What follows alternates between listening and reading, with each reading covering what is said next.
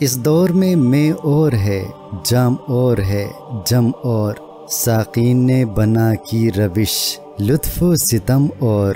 آج کے زمانے میں شراب بھی نئی ہے، شراب پینے کا برتن بھی نیا ہے، اور شراب پینے والے لوگ بھی نئے ہیں۔ شراب پلانے والے یعنی ساقی نے بھی مہربانیوں اور مظالم کے ایک مختلف اور نئے انداز کی بنیاد رکھی ہے۔ مراد یہ ہے کہ موجودہ زمانے میں سیاست اور حکومت کے طور طریقے بالکل بدل چکے ہیں۔ ارباب حکومت نے بھی لوگوں پر مہربانی اور ستم کے طریقے بدل دیے ہیں۔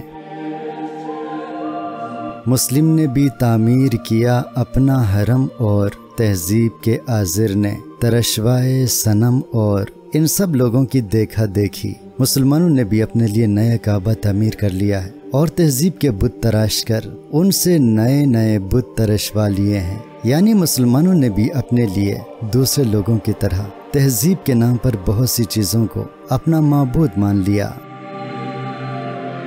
ان تازہ خداؤں میں سب سے بڑا وطن ہے، جو پیرہن اس کا ہے وہ مذہب کا کفن ہے۔ موجودہ مغربی تہذیب نے انسانوں کی پرستش کے لیے جو نئے نئے معبود یعنی مسلک ایجاد کیے ہیں، ان نئے معبودوں میں وطن سب سے بڑا معبود ہے، جو آج اللہ کا مد مقابل بنا ہوا ہے۔ اور اس نئے خدا کے پیش کردہ اصول اس طرح کے ہیں کہ ان کے اختیار کرنے سے دین اسلام فنا ہو جاتا ہے۔ یہ بت کے تراشیدہ تہذیب نبی ہے، غارت گر کا شان دین نبوی ہے۔ یہ بت یعنی وطنیت جسے جدید مغربی تہذیب نے تراشا ہے، رسول اکرم صلی اللہ علیہ وآلہ وسلم کے دین کو تباہ کرنے والا بت ہے۔ اس تصور کے باعث مسلمان اسلام سے دور ہوتے جا رہے ہیں، اور یہ امر اسلام کی عظمت کو بری طرح متاثر کر رہا ہے۔ بازو تیرا توحید کی قوت سے قوی ہے، اسلام تیرا دیس ہے، تو مصطفی ہے۔ اے مسلمان، تو توحید کی قوت سے طاقتور ہے۔ تمام دنیا کے مسلمان ایک جسم کی طرح ہیں، اس لیے تیرا کوئی اور وطن نہیں ہے، اسلام ہی تیرا وطن ہے، اور تو محمد صلی اللہ علیہ وآلہ وسلم کی ہی ایک امت ہے۔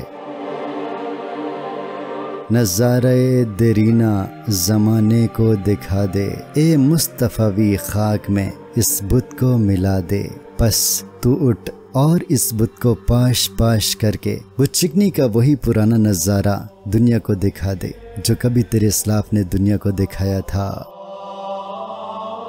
ہو قید مقامی تو نتیجہ ہے تباہی، رہ بہر میں آزاد وطن صورت ماہی۔ اگر تو اپنے آپ کو کسی خاص ملک سے وابستہ کر لے گا تو اس کا نتیجہ بربادی کے علاوہ اور کچھ نہیں ہے، یعنی تو مسلمان کی حیثیت سے ختم ہو جائے گا۔ تو دنیا میں مچھلی کی طرح رہے کہ وہ سارے سمندر کو اپنا ملک سمجھتی ہے، تو بھی ساری دنیا کو اپنا وطن سمجھ، یعنی دنیا میں اسلام کا علم بلند کر، اور اگر ضرورت پڑے تو ترک وطن کر دے۔ ہے ترک وطن سنت محبوب الہی، دے تو بھی نبوت کی صداقت پہ گواہی۔ اعلیٰ اصولوں اور بلند نسبین کے لیے وطن کو چھوڑ دینا پیارے نبی اکرم کی سنت مبارکہ ہے، لہٰذا تجھے نبوت کی سچائی پر گواہی دینا چاہیے، یعنی اگر ضرورت پیش آئے تو اپنے نسب العین پر وطن کو قربان کر دے۔ گفتار سیاست میں وطن اور ہی کچھ ہے، ارشاد نبوت میں وطن اور ہی کچھ ہے۔ یاد رکھ کہ سیاست کی اصطلاح میں وطن کا مفہوم بالکل مختلف ہے اس مفہوم سے جو اسلام پیش کرتا ہے، بلکہ یہ دونوں ایک دوسرے کی ضد ہیں۔ سیاست میں وطن کا مفہوم یہ ہے کہ ہر شخص جس ملک میں پیدا ہوا ہے وہ ملک اس کا دائمی وطن ہے، اور اس کا فرض ہے کہ وہ اپنے وطن کے لیے جیے اور وطن کے لیے مرے۔ اقوام جہاں میں ہے رقابت تو اسی سے، تسخیر ہے مقصود تجارت تو اسی سے۔ وطنیت کی وجہ سے دنیا کے ممالک ایک دوسرے کے دشمن بن جاتے ہیں، اور جب یہ ایک دوسرے کے ساتھ تجارت بھی کرتے ہیں تو تجارت کا مقصد بھی دوسرے ملک کو فتح کرنا ہوتا ہے۔ خالی ہے صداقت سے سیاست تو اسی سے، کمزور کا گھر ہوتا ہے غارت تو اسی سے۔ وطنیت کی وجہ سے جو سیاست کی جاتی ہے وہ سیاست سچائی پر مبنی نہیں ہوتی بلکہ منافقت پر مبنی سیاست ہوتی ہے، اور اسی سیاست سے کمزور ممالک کا کھانا خراب ہو جاتا ہے۔ اقوام میں مخلوق خدا بٹتی ہے اس سے، قومیت اسلام کی جڑ کٹتی ہے اس سے۔